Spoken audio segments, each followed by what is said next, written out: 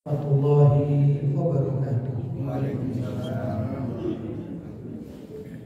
Alhamdulillah, wassalatu wassalamu ala Rasulillah Sayyidina Muhammad ibn Abdillah wa ala alihi wa sahbihi wa man wala wa la hawla wa la quwwata illa billah, amma ba'd.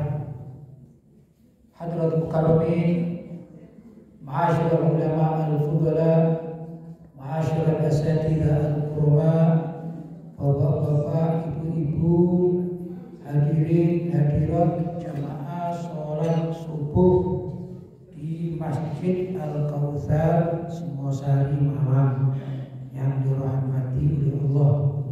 Mudah-mudahan Allah senantiasa memberikan keberkahan bagi kehidupan kita, terutama pada bulan suci Ramadan.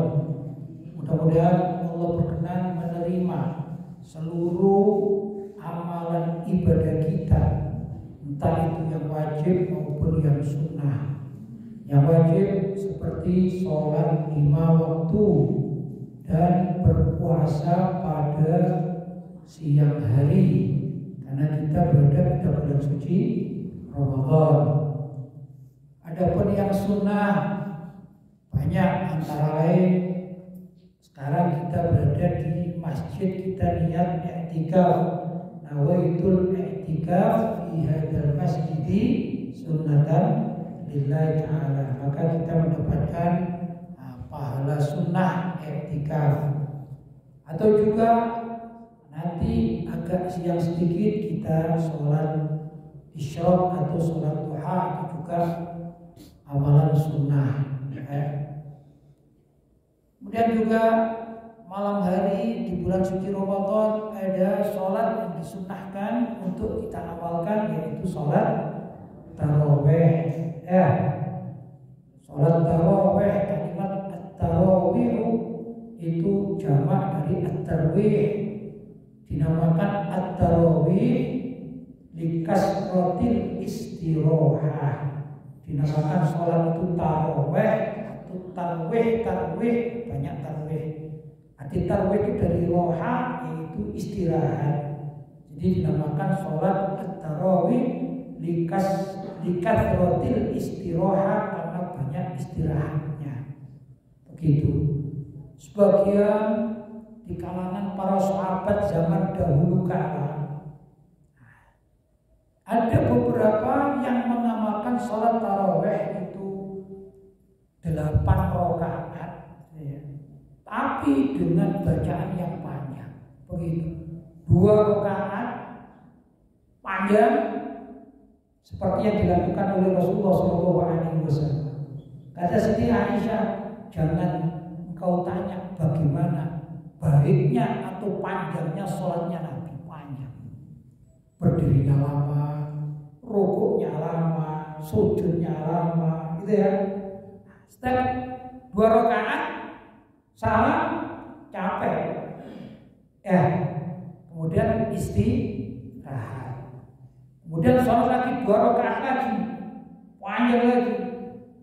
Kalau dalam riwayat ada mengatakan ini tidak ditentukan pada sholat tarawih, tapi Nabi Muhammad itu kalau sholat sendirian, gitu ya. Kalau sholat sendirian itu kalau berdiri setelah baca surat Al-Fatihah, maka beliau membaca surat Al-Baqarah hatam, ditambah dengan surat An-Nisa hatam, ditambah dengan surat Ali Imran hatam. Itu rakaat pertama. Begitu dalam hadisnya. Itu butuh 5 jam barangkali, ya. Karena Nabi ini kalau sholat pasti pakai tartil. Kalau tartil ya begini bacanya. Bismillahirrahmanirrahim. Alhamdulillahirabbil alamin. Arrahmanirrahim. Kalau baca Al-Baqarah berarti Bismillahirrahmanirrahim. Alif lam mim. Dzalikal kitabu la raiba fihi hudal lil muttaqin. Itu tartil namanya. Kalau hadir cepat. Bismillahirrahmanirrahim. Alhamdulillahirabbil alamin arrahmanir rahim maliki yaumiddin iyyaka na'budu wa iyyaka nasta'in ihdinas siratal mustaqim siratal ladzina an'amta 'alaihim ghairil maghdubi 'alaihim dhalin. Amin. Gitu ya. Allahu Akbar. Allah kan kecepatan gitu. Ya. Nah, kita ini alhamdulillah di tempat-tempat kita biasanya ini setengah jam biasanya. Karena bacanya mulai surat apa ini? Wal asri sampai ke bawah. Imamnya agak cepat gitu ya. Rata-rata berapa? Setengah jam. Tapi di tengah setengah jam itu sholat itu biasanya kan pakai Bilal. Maka Bilal itu pertanda istirahat. Nah, kalau zaman dahulu kala, zaman para sahabat panjang-panjang ini. Ada sebagian yang berapa pilih 8 rakaat, tapi panjang. Jangan tanya kebaikan atau istiqomah. Tumakninahnya jangan ditanya. Panjang sekali tumakninah. Karena itu kalau sekarang ada sholat taraweh 20 rakaat ditempuh cuma 12 jam. Kalau menurut saya bukan sholat ya. Olahraga lah, olahraga senang gitu ya. Karena nggak ada tumakninahnya, cocok dengan hadis Nabi Shallallahu Alaihi Wasallam. Dan para sahabat lainnya melaksanakan 20 rakaat begitu ya, 20 rakaat ya. Seperti masjid ini 20 rakaat. Itu pun panjang-panjang, karena itu perlu istirahat. Karena banyaknya istirahat dinamakan at-tarawih li kasratil istirahat. Begitu. Ini adalah sunnah muakkadah, sunnah yang sangat dipentingkan, gitu ya. Zaman Nabi Shallallahu Alaihi Wasallam, Nabi pernah sholat taraweh ini beberapa rakaat dan beberapa hari, nggak sampai lama. Ya antara 3-4 hari. Hari pertama Nabi Muhammad itu sholat, kemudian diikuti. Pertama dilihat saja oleh beberapa sahabat. Setelah itu besoknya beliau sholat lagi setelah Isya, kemudian diikuti oleh beberapa sahabat. Begitu. Kemudian beberapa besoknya ulang lagi, sholat lagi beliau. Ternyata sahabat yang ikuti semakin banyak. Sudah? Kemudian sholat lagi di masjid semakin banyak. Akhirnya Nabi ini khawatir jangan-jangan gara-gara banyak yang ikut ini nanti dianggap wajib, mana ini berat ya. Maka sejak itu Nabi Muhammad berusaha menghindar dari berjamaah, beliau sholat di rumah, begitu riwayatnya. Waktu di rumah ada beberapa riwayat Nabi pernah sholat 8 kali atau 8 rakaat, tapi Nabi juga pernah sholat 20 rakaat. Begitu ada beberapa riwayat. Nah, ulama-ulama Ahlussunnah wal Jamaah mengambil 20 rakaat itu sebagai apa? Panduan, gitu ya. Tapi andai kata ada yang melakukan 8 rakaat mengikuti zahirnya lafaz hadis menurut riwayat Siti Aisyah, ya nggak apa-apa untuk zahirnya dipakai itu. Tapi kalau kita bukan sekedar zahir, kita mengamalkan hadis itu zahiran wa batinan. Bukan cuma satu hadis tapi beberapa riwayat, akhirnya diambil kesimpulan menjadi 20 rakaat. Begitu ya. Nah, dalam hadis Siti Aisyah radhiyallahu ta'ala ada riwayat zahirnya hadis, saya katakan zahirnya hadis. Itu beliau Nabi Muhammad melakukan 4 rakaat, kemudian ditambah 4 rakaat, ditambah 3 rakaat. Begitu. Maka sebagian kawan-kawan Muhammadiyah itu ada yang mengamalkan itu zahirnya hadis. Ya, kalau kita bukan zahiran saja tapi wabatinan dikombinasi dengan riwayat lain. Ternyata riwayat lain Nabi mengatakan atau para sebagian perawi mengatakan karena sallallahu alaihi wasallam yusalli rakaataini wa rakaataini hakadha kama qala. Nabi itu kalau sholat sunnah 2 rakaat, kemudian 2 rakaat, kemudian 2 rakaat, kemudian 2 rakaat, artinya setiap 2 rakaat sah. Nah, bukan seperti zahirnya hadis arba'an langsung 4 rakaat. Di sini letak perbedaan pendapat yang terjadi di kalangan para ulama. Ada yang memahami bahwa sholat tarawih itu 4 rakaat langsung, itu rakaat pertama. 4 rakaat langsung rakaat pertama. Memang ada hadisnya riwayat Siti Aisyah. Karena panjang ini kemudian butuh istirahat. istirahat sejenak. Setelah istirahat berdiri lagi 4 rakaat lagi, ya. Kemudian panjang sholatnya, kemudian istirahat. Kemudian ditutup dalam zahir lafaz hadis. Sholat tarawih 3 rakaat langsung. Dalam zahirnya hadis alasan gitu aja. Sudah selesai. Berarti berapa? 11 rakaat. 4 tambah 4 tambah 4. Begitu ya. Nah, menurut para ulama minimal orang sholat tarawih itu 8 rakaat mengikuti lafaz hadis arba'an wa arba'an. Adapun yang 3 dimaknai sholat witir. Begitu ya. Ini satu riwayat. Riwayat yang lain mengatakan ya kalaupun 8 rakaat tapi melakukannya rakaataini gitu ya. Kan 8 jadinya. Baru kemudian rakaataini lagi witir wa rakaatun wahidah, kemudian 1 rakaat. Begitu. Jadi 11. Jadi cara mengerjakannya menurut pendapat yang cukupan kuat bagi yang 11 rakaat ini berapa? Jadi 2 rakaat salam, 2 rakaat salam, 2 rakaat salam, 2 rakaat salam niat tarawih. Kemudian niat witir 2 rakaat salam ditambah 1 rakaat. Nah, yang paling afdol sesuai dengan pemahaman para sahabat, wong yang hidup dengan Nabi itu para sahabat ya kan? Maka mengikuti apa yang dilaksanakan oleh para sahabat di zaman Sayyidina Umar bin Khattab radhiyallahu ta'ala tatkala beliau melihat sebagian sahabat itu melakukan sholat tarawih sendiri-sendiri di pojok sana sendiri, pojok situ sendiri. Kalau ditanya, kamu sholat apa? Sholat tarawih. Loh, kok sendirian? Iya, karena Nabi dulu kan pernah juga di rumahnya. Berarti kan Nabi pernah sendirian juga. Ya betul, memang pernah sendirian. Tapi kan ada yang berjamaah juga kan, Nabi Muhammad. Sebagaimana dalam riwayat pertama tadi, ya tanya semuanya. Kata Sayyidina Umar, ini andai kata dijadikan satu, pasti potensinya luar biasa. Akhirnya dikumpulkan. Maka sebagian para sahabat itu mengamalkan 20 rakaat dengan cara 2 rakaat salam, 2 rakaat salam sampai 10 kali. Ya, ditambah dengan 2 rakaat salam ditambah 1 rakaat salam berarti berapa? 23 rakaat. Yang 20 rakaatnya ini tarawih, yang 3 rakaat apa? Witir. Dan itu yang diamalkan mayoritas penduduk dunia. Paham? Adapun berjamaah dari awal Ramadan sampai akhir Ramadan itu di masa Sayyidina Umar bin Khattab radhiyallahu ta'ala anhu.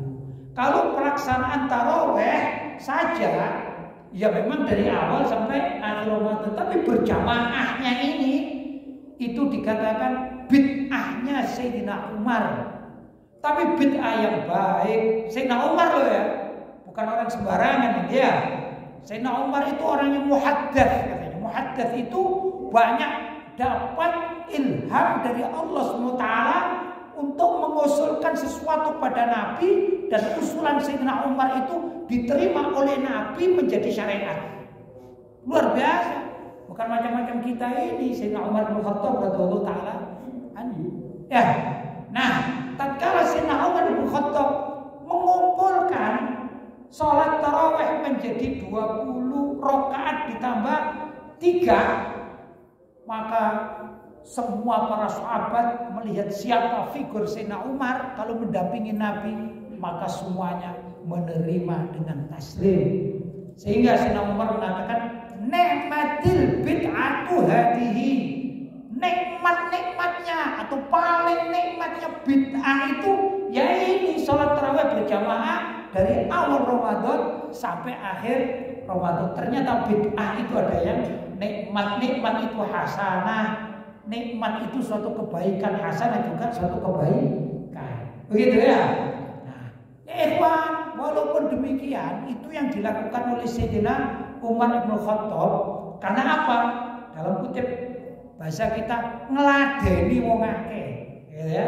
Ngeladeni wong akeh. Maka beliau memilih berapa? 20 rakaat ditambah 2 rakaat dan 1 rakaat.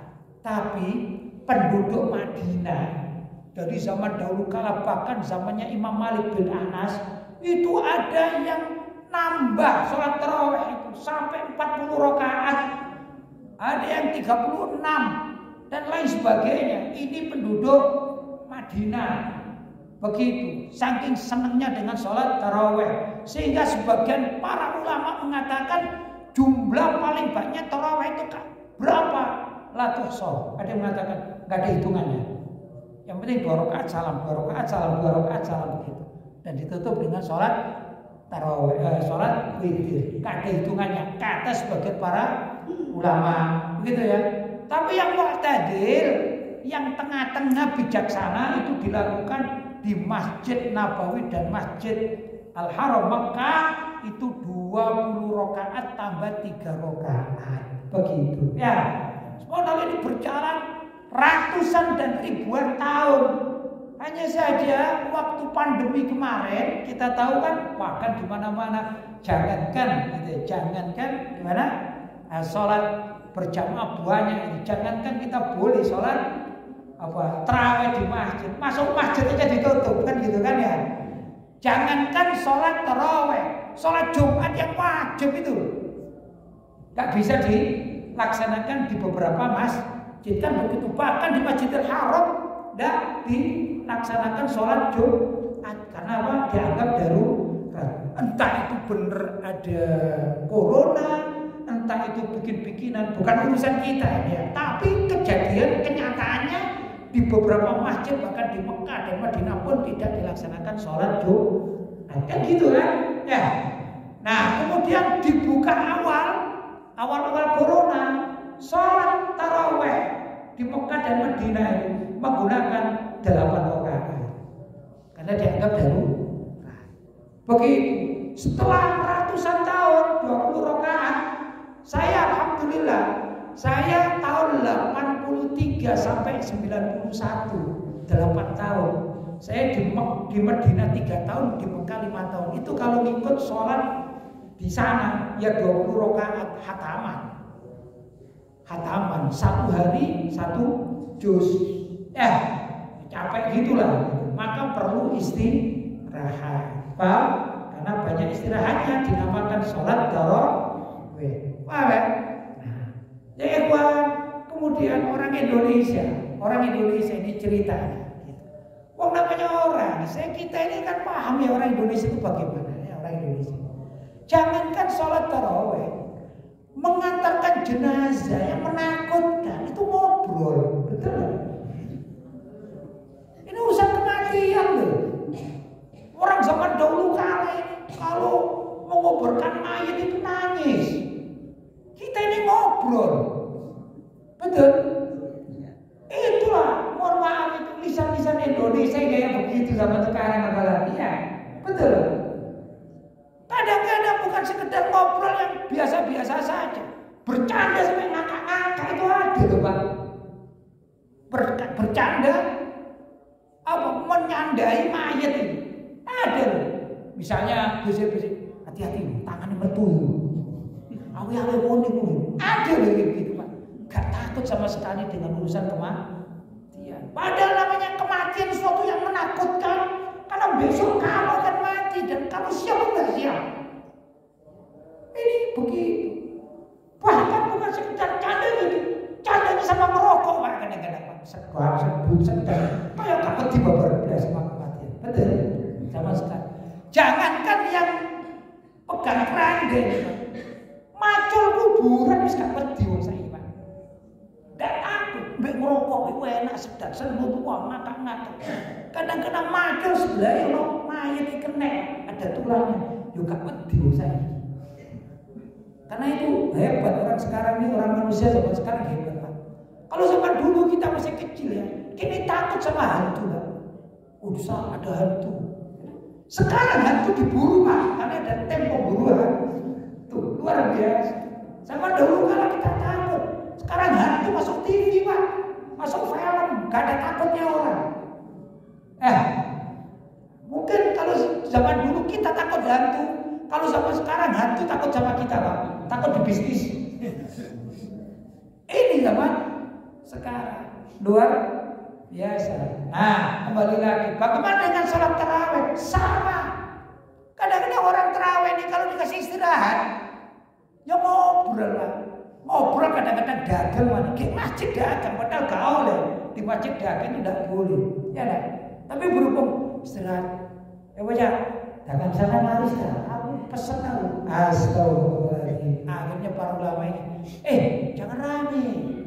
Mikir ulama-ulama ini. Mikir apa orang? Wis dikaino anu wis dikaino bilang gitu. Dibuatkan bilang. Maka penyebutan Amirul Mukminin Sayyidina Abu Bakar As-Siddiq radhiyallahu ta'ala ya, radhiyallahu an, itu maksudnya biar orang Indonesia ini adanya di Indonesia. Sholat itu di masjid jangan ngobrol ae. Jadi mending zikir itu menyebut kebaikan Sayyidina Abu Bakar, Sayyidina Umar, Sayyidina Utsman, Sayyidina Ali.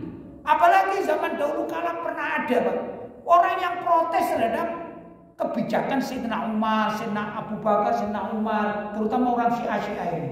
Ya, untuk melawan itu orang-orang orientalis sama orang-orang Syiah yang anti para sahabat, nah ini perlu dilawan ini.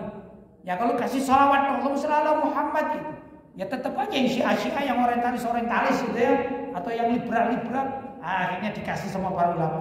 Kepingin tahu, kepingin ngusir wong Syiah yang caranya di masjid-masjid dibacakan nama orang yang dibenci oleh orang Syiah, yaitu nama Sayyidina Abu Bakar, Sayyidina Umar, Sayyidina Utsman, Sayyidina Ali. Karena itu akhirnya Bilal disusunlah Amirul Mukminin Sayyidina Abu Bakar As-Siddiq radhiyallahu ta'ala anhu, taqaddau an, salam radhiyallahu an, kan gitu kan ya. Allahumma shalli ala Muhammad, Allahumma shalli alaihi. Itu kemudian sholat. Lah ngono iki lho sing buri kadang-kadang jono sing ngobrol gitu. Sudah dibuatkan Bilal, ayo cepet-cepet tahu, kok wis kondisi ae. Gitu, betul enggak?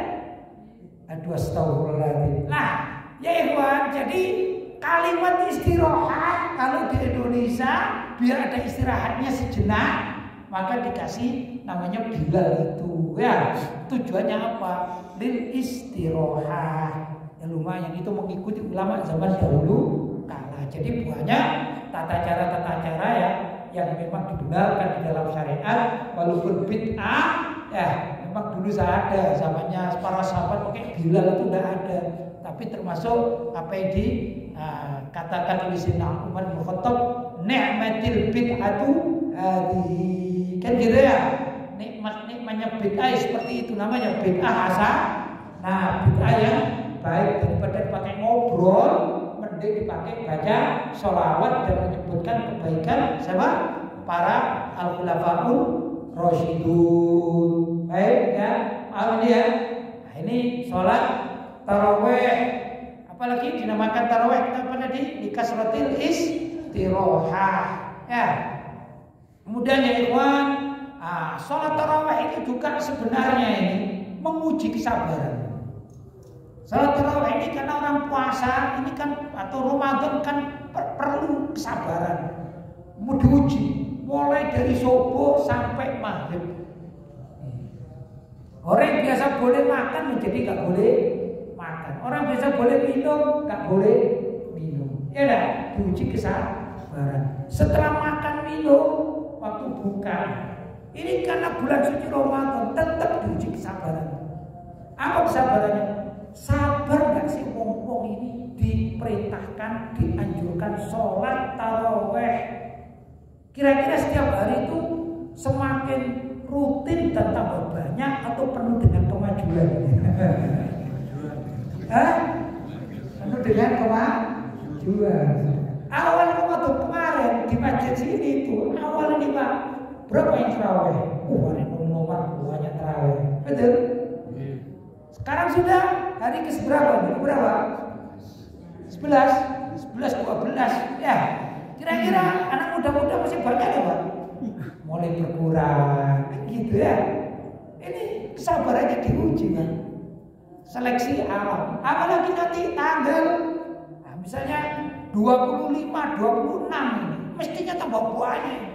Ini biasanya ibu-ibu yang hilang. Kenapa ini? Karena ibu-ibu itu kalau hari-hari sudah terakhir, wah ini paling seneng berzakat. Ibu-ibu, ya, suka zakat. Ya Bu ya. Zakat apa Bu?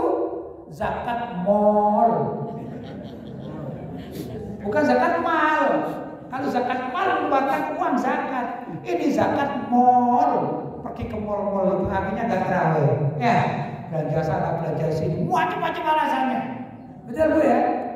Betul Bu? Pengalaman itu yang jawab itu ya. Zakat mal akhirnya tambah habis. Yang subhanallah ibu-ibu ini kalau zakat mal nggak mau ditinggal bapak-bapak. Pak, terlalu Pak. Akhirnya ibu mau salat tarawih ya kan bisa, nanti malam kan bisa gitu.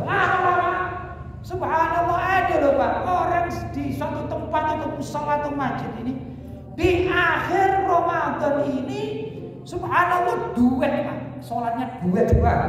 Imam sampai khotib sampai Bilal Pak. Saya lihat entek ini penuh dengan kemajuan ini ya. Sholatnya penuh dengan kemajuan. Di zaman sahabat ini beda. Di zaman sahabat itu kalau akhir Ramadan tambah penuh Pak. Sholat tambah penuh karena mereka berburu malam Lailatul Qadar. Kalau kita berburu zakat mal kan gitu kan, wis macam-macam alasannya ya dah. Itu kita ini. Jadi subhanallah ya ikhwan. Jadi sesungguhnya Ramadan ini bulan penuh ujian kesabaran. Ujian kesabaran. Orang yang biasa mendapatkan Lailatul Qadar itu adalah orang yang sabar-sabar menunggu, aktif, istiqomah di dalam sholatnya, di dalam puasanya dan lain sebagainya. Ya, kemarin hari itu saya ada hajat ke Malang. Ada hajat ke Malang, terpaksa saya keluar siang hari menjelang zuhur, saya jam 10 berangkat.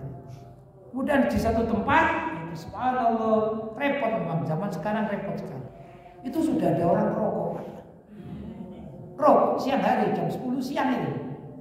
Sudah saya turun, astagfirullah. Saya bilang apa ya? Masa musafir, gak mungkin musafir pakaiannya anggaplah seperti tukang parkir mulai gampang iki ya jelas mau gini kan gitu. Tapi sudah enggak puasa. Terus saya gimana? Repot. Akhirnya saya antara bingung dan bagaimana mau ngomong, langsung saya vonis.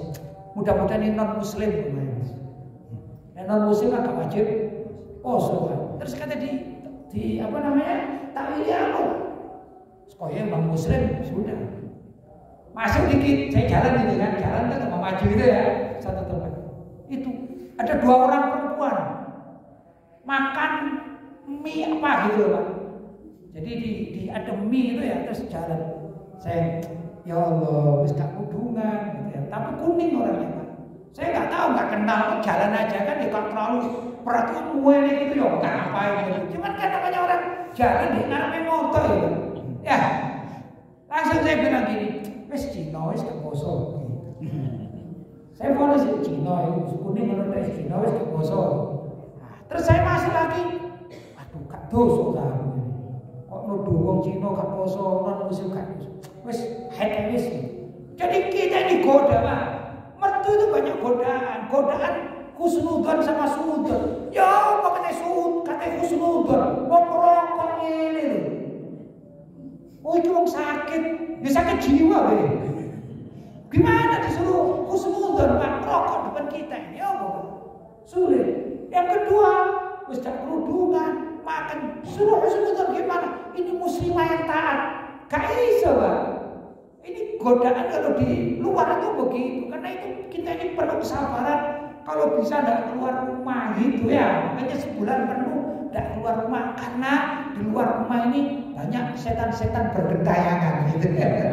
Banyak setan-setan bergentayangan. Terus ditanya, ada yang tanya, loh Ustaz, katanya kalau Ramadan setan-setan dibelenggu. Iya, itu setan yang hakiki, yang asli. Kalau ini setan-setan yang menyerupai kan gitu ya. Manusia-manusia kesetanan kalau ini ya. La haula wala quwata illa billah. Nah, ya ikhwan, memang sabar ini perlu kita ini ya. Gak keluar, tapi apa ya? Sulit juga nak keluar rumah ini sulit. Apalagi kita di Indonesia. Sulit Pak. Ya sing kerja, ya yang ini dan yang itu dan lain sebagainya. Padahal di luar sana ini godaannya sangat luar biasa. Nah, digoda setan-setan yang bergentayangan itu perlu kesabaran. Sabar hatinya, sabar ini perlu kesabaran. Karena itu bulan suci Ramadan adalah bulan kesabaran. Orang sabar itu hebat Pak. Orang sabar itu paling dicintai oleh Allah. Ya, bahkan Allah akan senantiasa menyertai orang yang belajar sabar. Innallaha ma'as sabirin. Sesungguhnya Allah itu menyertai orang-orang yang sabar. Tapi orang sabar ini resikonya banyak sekali, Pak. Resikonya, godaannya juga sangat muat godaan. Kalau biasanya kita mengatakan sabar itu kan karena tidak marah gitu. Padahal sabar itu aktif, sholat, ibadah, tarawih, mulai dari awal Ramadan sampai akhir Ramadan perlu kesabaran. Temannya sudah pada hilang, dianya masih tetap ke masjid, ke musola. Ini penuh dengan kesabaran. Walaupun orang biasanya secara umum namanya sabar itu lawannya apa? Galak. Ini galak, ini sabar. Padahal orang galak belum tentu gak sabar.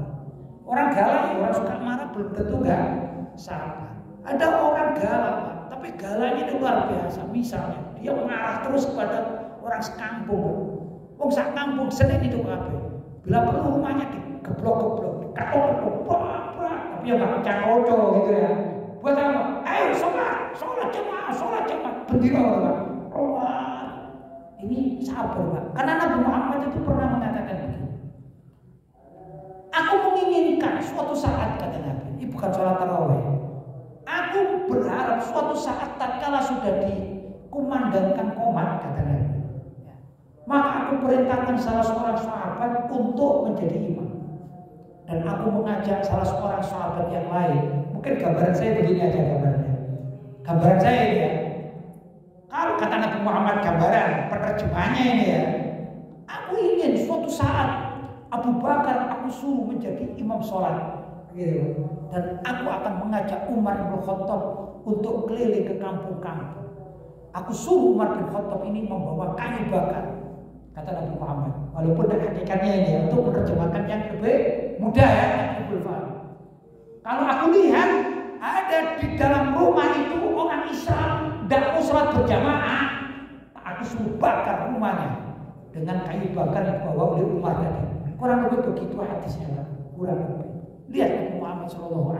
Apakah Nabi Muhammad bukan orang yang sabar? Selama ini dikenal sebagai sabar, kan?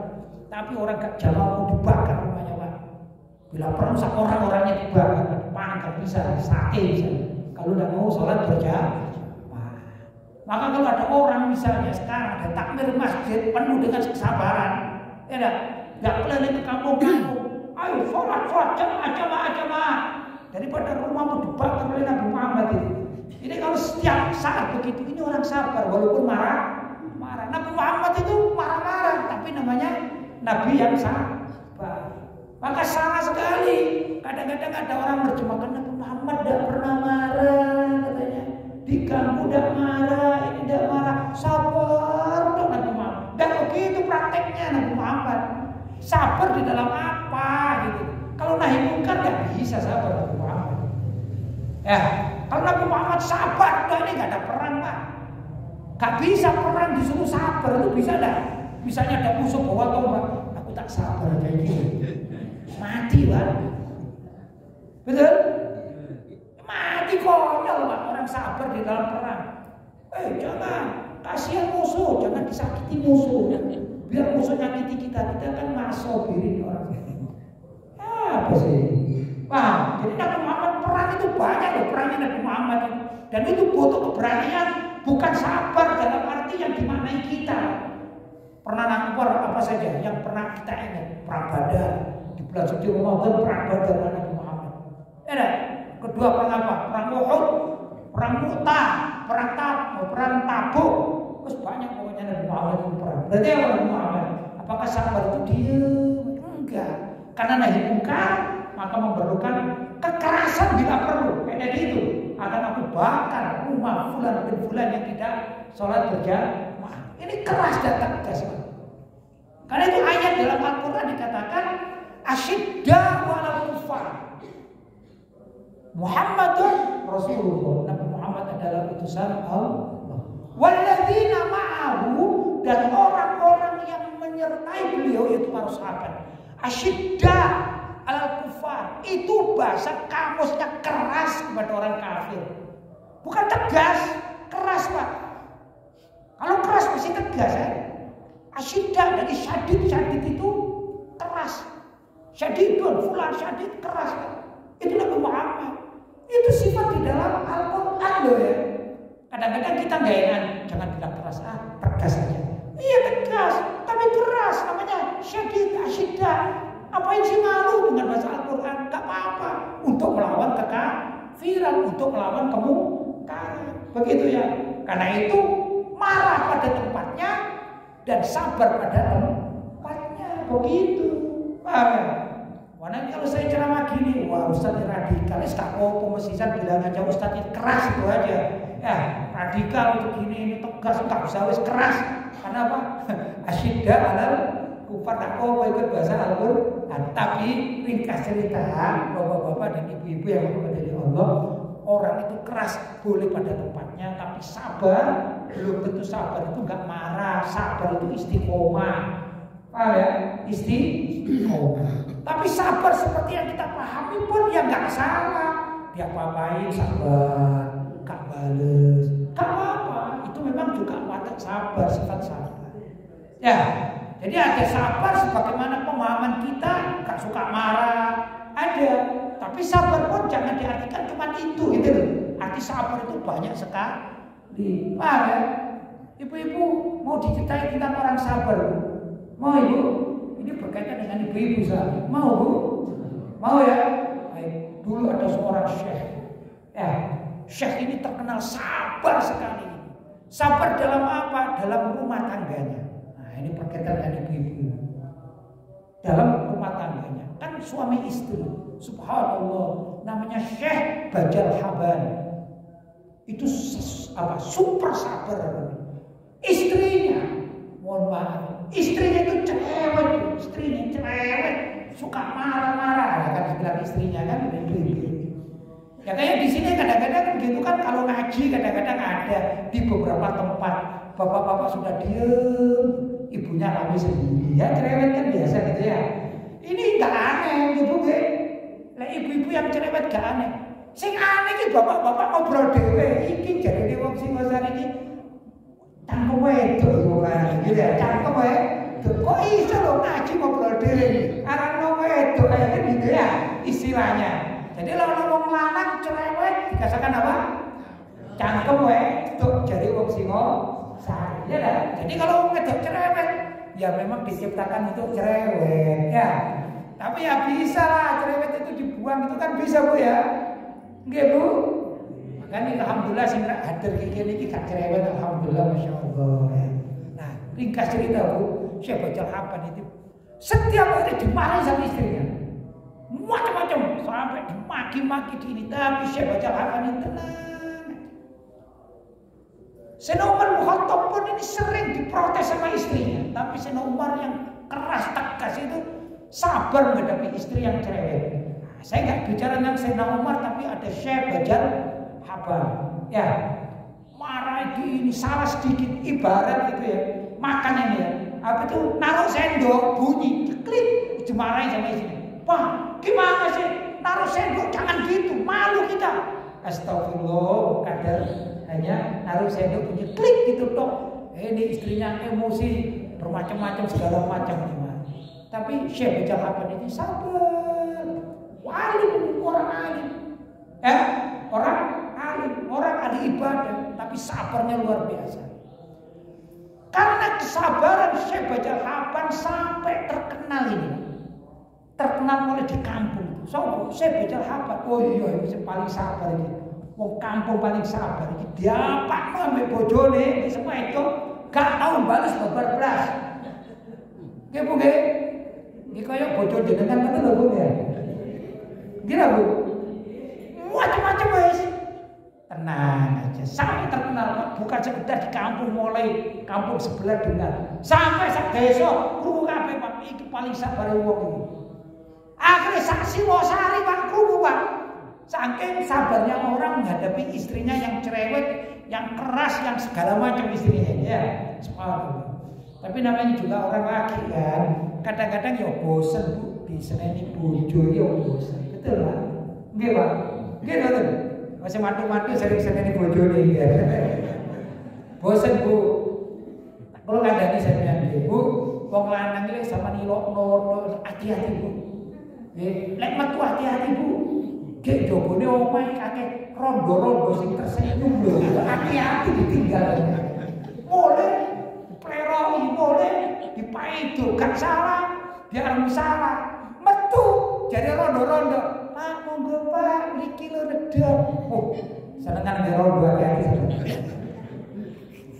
Lho kandhani sampe wong akeh ora enak jualane ya. Wis sering bojone sumpah wis. Metu wis pura-pura nang ndrek ngopi. Padahal sing dokter roti kopi rondo Pak.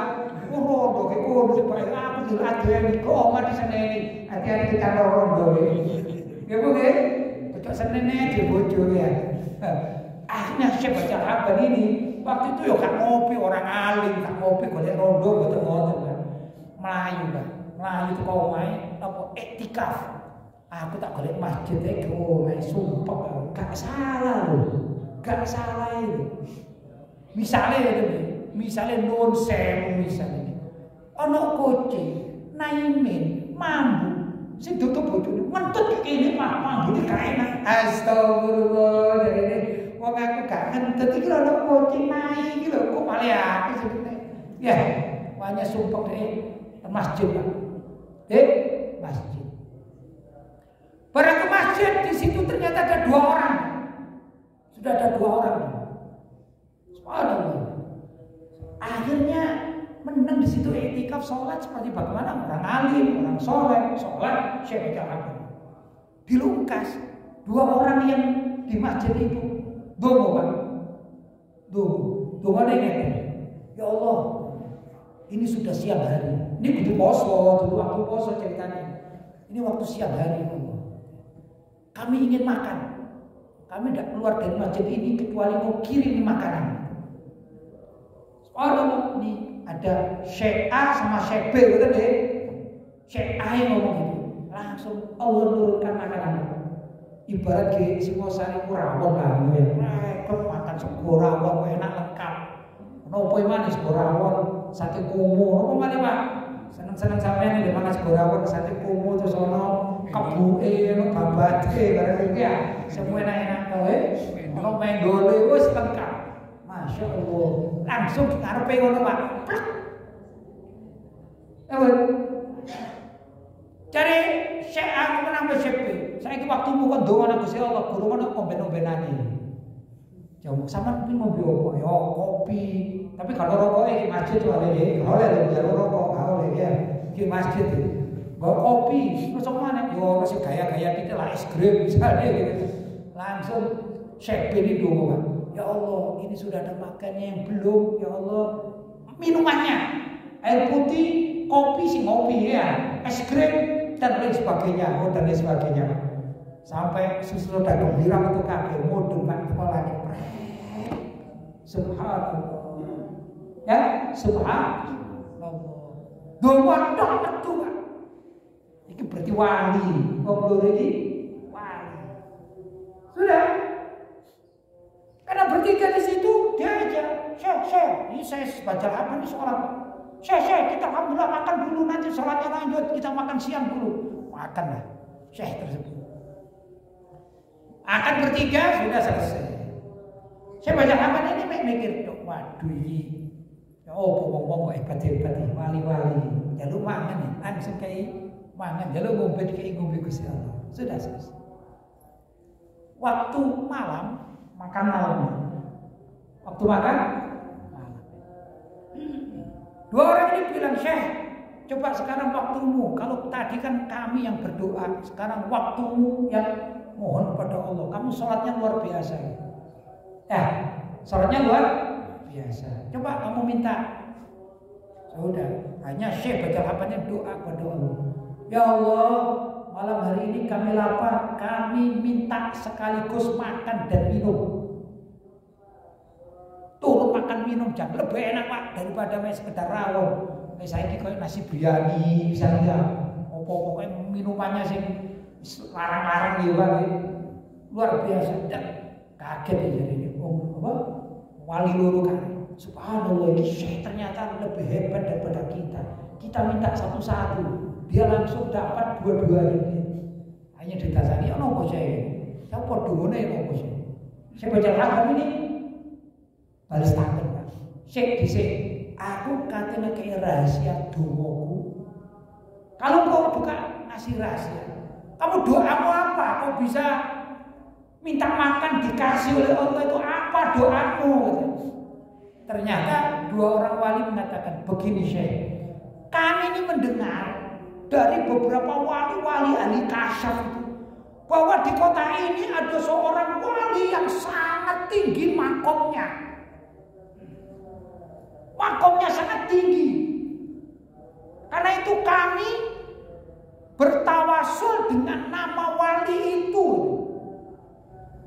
Ditanya, loh kok bisa sangat tinggi? Iya Syekh, karena wali ini luar biasa, sangat sabar. Tiap hari digoda, tiap detik digoda. Istrinya tidak pernah marah, ini sabar. Namanya wali itu Bajal Haban katanya. Si wali itu namanya siapa? Bajal Haban. Jadi aku atau kami berdua ini tawasul mohon kepada Allah, ya Allah, bijahi Syekh Bajal Haban, ya Allah, karena derajatnya Syekh Bajal Haban, datangkanlah kepadaku makan, maka dapat makan. Kata yang satunya, ya Allah, berkat keramatnya, makomnya Syekh Bajal Haban, datangkanlah minuman. Akhirnya datang minuman. Syekh Bajal Haban senyum Pak. Takut. Nah kamu sudah pernah ketemu Bajal Haban itu yang kamu cerita tadi? Mau belum tahu Syekh mana orangnya juga nggak tahu, tapi keramatnya luar biasa ini. Kata Syekh Bajal Haban, kamu ingin kenalan kamu? Kamu ingin Pak? Mani biru Pak. Yang kepingin, maka Syekh Bajal Haban mengatakan, akulah Bajal Haban. Subhanallah, ya ini sabar-sabarnya orang. Jadi bapak-bapak kalau punya istri cerewet, ikut sujud syukur Pak, akan jadi wali bapak-bapak. Ya, jangan keburu marah. Ya Bu, tak ngoten lah Bu, ya tak belani sampeyan Bu. Jadi bapak-bapak nek duwe bojo cerewet, anjene wong wedok iku ya diciptakan untuk cerewet. Ojo sama melu cerewet, ojo. Sampeyan kudungan aja cerewet. Sampeyan perlu sabar biar jadi wali seperti Syekh Bajal Haban. Jadi akhirnya rumah tangga itu tenang walaupun diseneni bojo menengahi. Sama tinggal turu ngono ae ya. Nggih Pak? Sepakat boten? Sepakat. Bu, ya nama Bu? Cocok sama boten Bu? Tapi hati-hati, nek cerewet rondo sebelah omah, terus ngenteni lho Pak, Bu. Hati-hati sampeyan ya. Oh, bojone goro, kamu ngamuk. Jare bojone, begini seneni tok serabi loro wis dirondo sembunyi-sembunyi di bojo loro padha sae. Bu, hati-hati sampeyan. Ya nama Bu? Yang baik gimana? Yo gak usah tukaran, sing api nggih. Sing api padha sabari ya. Nah, begitu ya Iwan tentang hebatnya apa?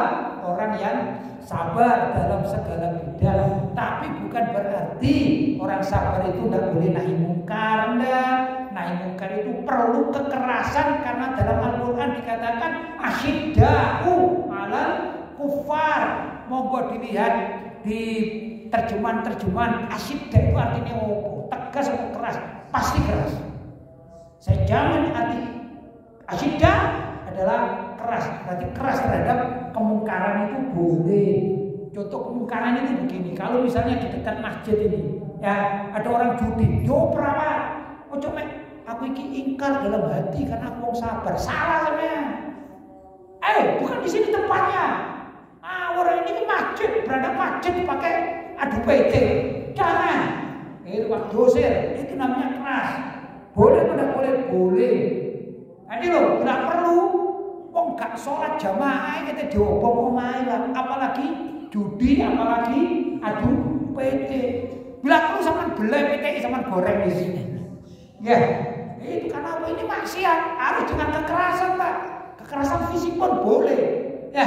Tapi dengan sopan santun. Tapi sama mari keras ini saya bicara agama, sama ditangkap RT RW kok gak melo, ya. Ya RT RW-nya diajak untuk nahi mungkar begitu. Tapi itu begitu yang dicontohkan oleh Nabi Sallallahu Alaihi Wasallam. Bila perlu Nabi itu perang. Dulu saya kenal Abu Bakar As-Siddiq tatkala awal-awal diangkat jadi khalifah, kemudian di beberapa tempat di luar kota Madinah itu ada orang-orang yang baru masuk Islam, kemudian murtad, kemudian mengatakan ada apa? Kami disuruh bayar zakat. Kalau sholat tidak masalah kata mereka yang munafik-munafik. Sholat tidak apa-apa. Zakat, aku ini kerja repot balik gue ngomong netono zakat. Enak itu katanya. Langsung Sayyidina Abu Bakar As-Siddiq apa? Membuat pasukan sapleton pasukan. Pergi ke situ untuk perang melawan orang yang anti bayar zakat, ambil pedang. Itu Sayyidina Abu Bakar As-Siddiq radhiyallahu taala. Kata Sayyidina Abu Bakar As-Siddiq, aku tidak akan diam terhadap orang yang membeda-bedakan antara kewajiban sholat dan kewajiban zakat. Begitu Sayyidina Abu Bakar As-Siddiq. Padahal Sayyidina Abu Bakar As-Siddiq dikenal orang yang lemah, lembut, bijaksana. Tapi dalam kepentingan nahi mungkar, beliau membuat satu peleton pasukan perang, khusus perang melawan orang yang tidak mau bayar zakat. Nah, saya ingatkan mumpung bulan suci Ramadan, kita ada kewajiban bayar zakat fitrah.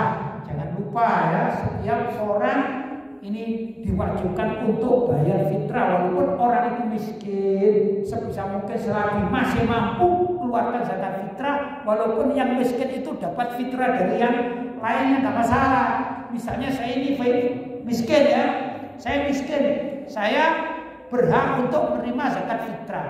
Dari bapak saya dapat zakat fitrah. Setelah itu dari bapak, oh kelebihan, maka saya perlu untuk berzakat fitrah. Oh ini ada orang lebih miskin dari saya kasihkan. Begitu Pak. Ya, karena zakat fitrah ini kewajiban perorangan. Paham? Ya. Kalau bisa setiap jiwa dizakati fitrah. Kalau saya pribadi dengan keluarga, pilih yang 3 kilo Pak. Walaupun ada pendapat yang 2,5 kilo untuk ukuran beras Indonesia. Kenapa sih yang 3 kilo lebih hati-hati? Yang 3 kilo itu lebih hati-hati. Selisihnya sedikit Pak. Tapi kalau yang genap 3 kilo ini jelas gak mungkin kurang. Tapi kalau 2,5 kilo, sebagian ulama masih berpendapat yang ini, yang itu ya. Cuman selisih setengah kilo, sedikit setengah kilo. Ya, nah, saya anjurkan ambillah pendapat yang berapa? 3 kilo untuk zakat setiap orang. Jadi kalau satu keluarganya ini 10, berarti berapa? 30 kilo, begitu kurang lebih ya. Tapi kan macam-macam keluarga itu kadang-kadang nggak banyak. Kadang-kadang cuma suami, istri sama anaknya 1. Berarti berapa? Cuma 9 kilo, 10 kilo lah. Setahun pisan 10 kilo. Ya, kita ini masih bisa beli macam-macam loh ini. Rokok dituku berkilo-kilo tuh api organ rokok ini. Setahun rokok itu tidak kilo. Ya, tuku beras dikai zakat fitrah wah 10 kilo. Kayak meditin Gusti Allah loh. Ya Pak, ini repot ini. Nah, ada cerita sedikit sebagai penutupan. Ini cerita, bukan hadis, bukan apa cerita. Dulu ada orang tanya sama Ustaz mau tanya Ustaz. Iya boleh, Ustaz. Ini tanya yang lain babnya Ustaz. Boleh, silakan. Bab apa ini? Bab surga Ustaz. Bab surga. Apa ini? Pak Ustaz, saya mohon maaf Pak Ustaz kalau menyinggung Pak Ustaz. Saya ini perokok berat. Saya tuh pengen Ustaz. Enak dunia mau enak surga ya. Pengen dunia aku bisa merokok. Aku pengen merokok. Ke surga bisa merokok enggak? Ke surga aku bisa merokok. Kok ibu surga pusing Pak? Gara-gara pergi gak bisa merokok. Akhirnya tanya Ustaz, jadi di surga ada rokok. Katanya Pak Ustaz, di surga itu bebas. Kamu minta apa saja bebas. Jalur rawon dikei rawon. Jalur gule dikei gule. Ya, jalur ngombe apa kayak ngombe. Pemane mek rokok, dikei rokok. Ya misalnya mau surga, ya jalur aja pangeran ya Allah berilah aku rokok. Dikei Pak rokok. Rokok apa sampai sini ada, wali Cisamsung jalur nang pangeran itu surga. Ya Allah minta Cisamsung, itu Cisamsung. Kata Ustaz, cuma masalahnya siji. Apa ya Pak Ustaz? Besok kayu kan geni ini orang ke rokok. Jadi kalau katanya nyumet rokok di sini. Lebih rokok ya. Besok kok rokoknya ono tapi geni ini koreke gak ono MG rokok gak mau rokok di sini. Ya, gimana bapak-bapak mau rokok sekarang? Belum rokok kan sekarang rokok Pak. Belum rokok kan. Sekarang ini rokok haram Pak. Ya betul. Coba sama merokok, batal puasa sampai. Haram Pak. Nggih, aja merokok, saiki haras kena rokok. Tegep iku sak kampung nek merokok iki. Nggih Pak. Gak oleh merokok, awan ini gak oleh. Wan biyen enak Pak malah ceritane. Ana wong kepengin sadar, ya apa carane merokok sadar. Wah, dolang Gusti Allah. Ya Allah, saya ini kepengin gak rokok, tapi apa ya? Ini penyakit ini rokok ini. Subhanallah, teman-temannya dengar. Kocok-kocok dengar, wah ini tobat rokok. Ya wis. Akhirnya suatu saat mlaku Pak ke jalan, cek rokok maning tuku rokok Pak. Jadi wis tobat kurung rokok. Barang rokok, hari kocoknya diteko Pak. Langsung sepakatan ngomong 10. Maca Yasin. Bismillahirrahmanirrahim, ngarepe sing rokok. Yasin, wal Qur'an hakim, innaka laminal mursalin. Jadi sing rokok apa mau percaya sih kayak ngarep? Kalau mau percaya sih sama rokok dekat ini ya. Dua, alhamdulillah. Hari laku mana? Mending Pak, gitu lagi Pak. Laku rokok. Konyol itu kemana kebake Pak? Mau percaya sih Pak? Yasin, Al-Quran hakim, inna dalam namu salim jadi orang ini. Ya apa mau ini? Saya masih mati. Buang, kayak. Hari ketiga, singitan Pak. Kan ngomong gak? Betul kok jadi sekitar nincang ya? Rokok mana?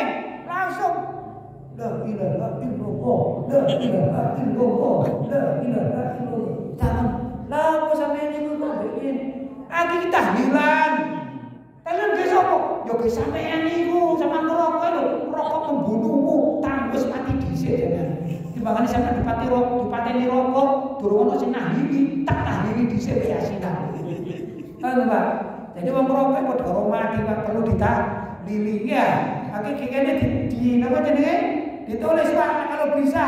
Sapa wong kampung ini sing ngerokok-ngerokok dicatat namanya. Sudah nanti sholat dikasih ila hadratul Mustafa ila ruhi Bapak fulan ang rokok yang rokok Al-Fatihah. Kalau Pak kena rokok membunuhmu. Seakan oleh keluargane kalau nahlili, kita aja yang nahlili. Ya nopo Pak, sepakat. Kawani ngomong kayak gitu rokok. Kawani ngomong jawab pakai rokok aja. Wah ini repot ini. Nah ini anjuran saya. Mudah-mudahan Ramadan ini karena bapak-bapak mulai dilatih mulai tanggal 1 sampai tanggal 30 Ramadan pagi hari siang hari poso termasuk gak rokok. Ayo disempurnakan insya Allah hidupan kita ini tidak akan rokok lagi puasa untuk selama-lamanya terhadap rokok. Ya napa Pak? Setuju napa mboten? Aku tak bisa gak apa-apa Pak. Ibu-ibu sepakat enggak? Bojone gak rokok Bu? Sepakat. Sama dimasak sing enak-enak sebenarnya. Tapi sama ngerokok, ibu-ibu sumpah enggak kalau bojone ngerokok Bu? Sumpah ya? Wis lambune gak enak ya Bu.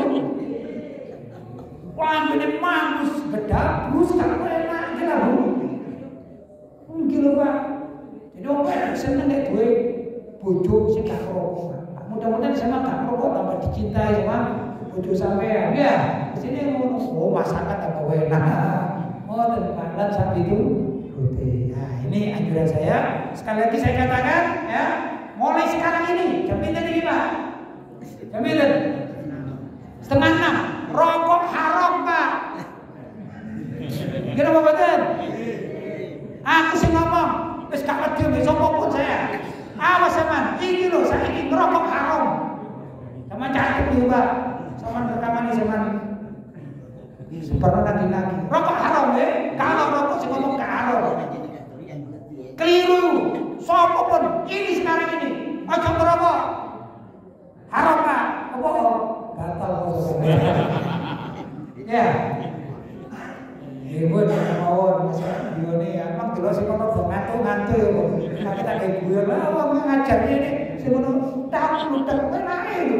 Masa aku yo ngantuk, pokok nonton sing turu ya yo. Akhirnya mulai guyonan barangnya, tapi betul betul ya.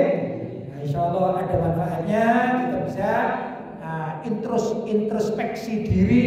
Ya sih ini komposa itu latihan sabar, termasuk sabar tidak merokok. Dan mudah-mudahan ini sebagai madrasah pelajaran bagi kita untuk tidak merokok selama lamanya. Timbangan iku mlebu surga kok mlebu neraka maneh gara-gara pengin nyumbat rokok. Naudzubillah min dzalik. Bapak-bapak dan ibu-ibu yang Allah, itu yang dapat saya sampaikan. Sebelumnya saya mohon maaf yang sebesar-besarnya, terutama kepada ibu-ibu dan juga pada bapak-bapak bila mana ada candaan saya yang kurang mengena, apalagi di bulan suci Ramadan tidak ada tujuan apa-apa kecuali hanya untuk menyamakati kita semuanya. Allahumma amin. Itu saja. Ada ma'akulu lakum wal afu minkum.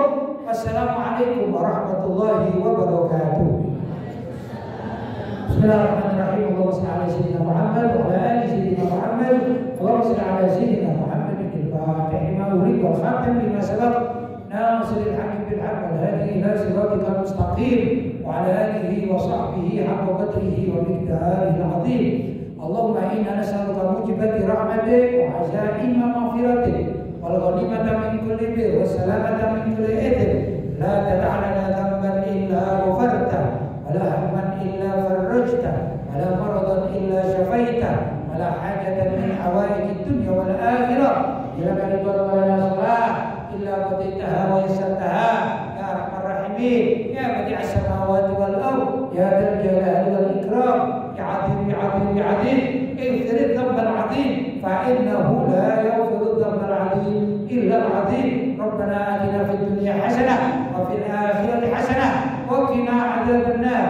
وصلى الله على سيدنا محمد النبي الأمي وعلى آله وصحبه وسلم وآخر دعوانا الحمد لله رب العالمين.